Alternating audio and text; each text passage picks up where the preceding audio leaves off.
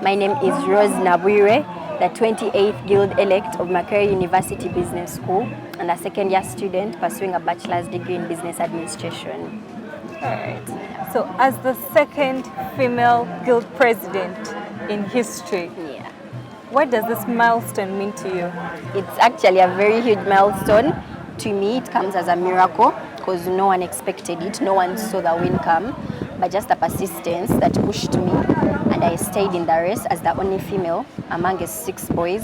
At first I was a bit terrified, but I later gained my momentum, and as an independent candidate, it wasn't very easy, but to me right now, it's still a miracle and it hasn't yet sunk in. All right. Yeah. What challenges did you face during your campaign? The stereotypes were many. For example, a girl can't lead moves. It's been only one female guild president, but all that was background noise. Then also financially it was constraining because it was very, very hard to raise all the funds to run the election. Social media actually played a very big role in my victory because by the time media people knew me, meaning the students knew me. And as youths today, most of the time we spend it on our social media, like on phones. So we found ways of making sure that by the time you're going class to say I'm contesting, somebody's like, we saw you on TikTok, we're going to vote for you. I won't lie, these men were very energetic. And like, you know, they wear their normal shoes and like you're in heels up there and like you're saying, please vote for me. And you have to walk the whole of Kataza in heels and they are just like in their normal shoes. Yeah. And then come for maybe a debate rally there and you're still standing up in the heels.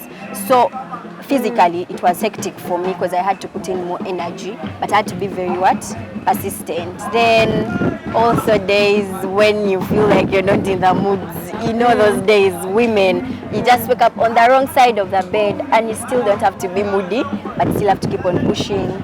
Then of course the red days when you have the menstrual cramps and all, and the whole team is waiting for you. I remember I had one rally and I like had terrible cramps. Yeah. And the team was outside waiting and you still have to come up and smile and move. So those are some of the challenges as a woman.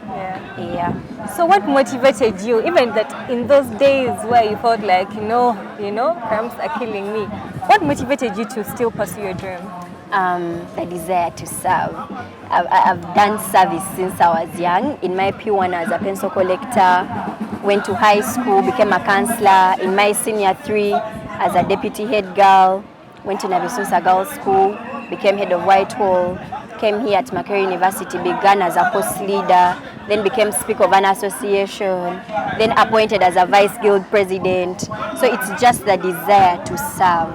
The desire to serve kept me pushing, and like even on days when I didn't feel like, do you know what, I'm not in the moods of doing this, the desire to say Moobs has to be a better place because of Nabwire Rose kept me going. Interesting. Yeah. So are you saying you have there is an after this, after being the guild president of Moobs, there is something bigger you're going to pursue? Yes, actually when I was vice guild president, I wanted to run for UNSA, but it became hard for me because I didn't have a direct slot to UNSA.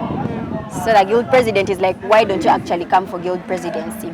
But at that time I was a bit nervous because everyone was like, a girl.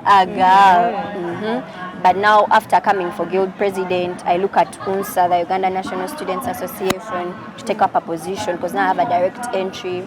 Then National Youth Council, NYC, then maybe youth leader, then slowly to MP. It's just a step at a time. All right. So meaning in the next 5 years, we won't be shocked to have a president of the country not a president. Why not? Why not? Not a president. Why not? If you can do it now. Being over ambitious. No, not big. No dream is too small or too big. So do you have any programs that motivate women into leadership, or maybe? First and foremost, since I had taken on the win, and in my manifesto I had stated leadership and empowerment as a tool, I wanted to start up like a leadership center in the institution where women can come up and like gain that vigor, that zeal, because to me it might be a gift, but to someone else they might need to be trained into leadership and actually become capable leaders. So that was some of the things in my manifesto, because it came as a third point, empowering people, empowering women. so that when someone is out there, they're like, if Rose did it, meaning I can also do it. Yeah. All right. So, in your view, how can Uganda achieve a digitally empowered gender-based leadership at all levels of leadership? At all levels. At all levels, yes.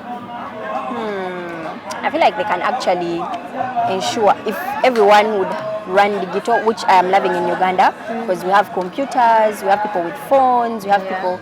So how about now see like this program, it's going to air out there and someone else will watch it. You just never know, there is a girl down there watching me and wanting to be like me that will actually get it and then maybe take up the leadership position.